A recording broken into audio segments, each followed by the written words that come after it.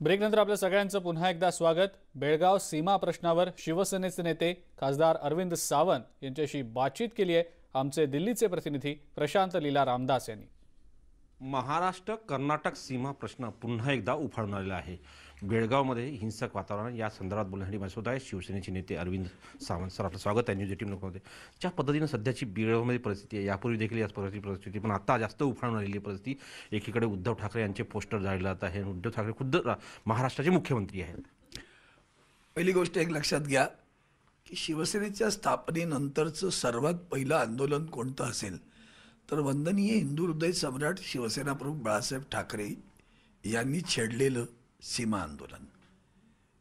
आमच्या नायगावच्या त्या भोयवाडा मैदान बंदनंतर त्याचं सदाकांत ढवण मैदान असं नाव करण्यात आलं।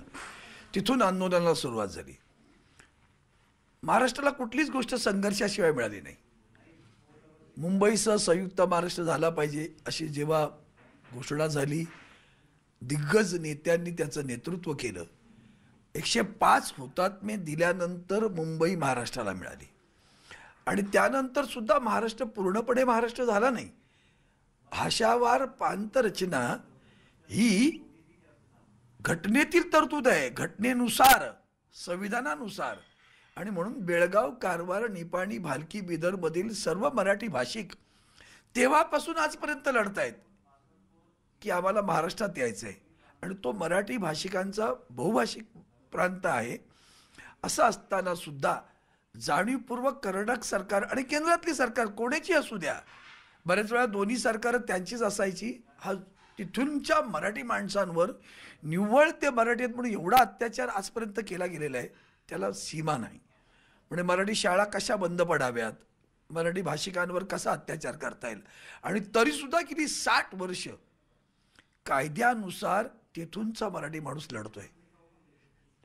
त्याची एक केस माननीय सर्वोच्च न्यायालयामध्ये आहे। त्या सर्वोच्च न्यायालयामध्ये गेली 60 वर्ष लढताना सुद्धा त्यांना न्याय मिळत नाही। हा सुद्धा माझ्या दृष्टीनं संविधानाचा अपमान आहे, घटनेचा अपमान आहे। बाबासाहेब आंबेडकर ती न्यायासाठी गेली ना, घटना काय होती, न्यायासाठी आहे ना ती। मग ते न्याय तिथं सुद्धा त्याला दिला जात नाही। माननीय सर्वोच्च न्यायालय माझं कळकळीचं आव्हान एवढ्यासाठीच आहे, कोण कुठली माणसं येतात त्यांच्यासाठी रविवारी सर्वोच्च न्यायालय उघडलं जातं। हा काय न्याय न्यायाची आहे, हा संविधानाचा अपमान नाही। आणि कुठलीही न्यायिक प्रक्रिया किंवा त्याची प्रोसेस की त्याच्या पायऱ्या न करता डायरेक्ट येणं सुप्रीम कोर्टात, त्यांना वेळ आहे। आणि जे कायदेशीररित्या लढतायत 60 वर्ष, त्यांना न्याय द्यायला वेळ नाही, हे त्यांनाही भूषणावं नाही, एवढं लक्षात ठेवा। नवी दिल्लीहून जर्नलिस्ट राजन सक्सेनासह प्रशांत रामदास, न्यूज 18 लोकमत। ग्रामपंचायत निवडणुकीतल्या निकालावरून भाजपा आणि विरोधकांमध्ये सध्या दावे प्रतिदावे सुरू झालेले आहेत।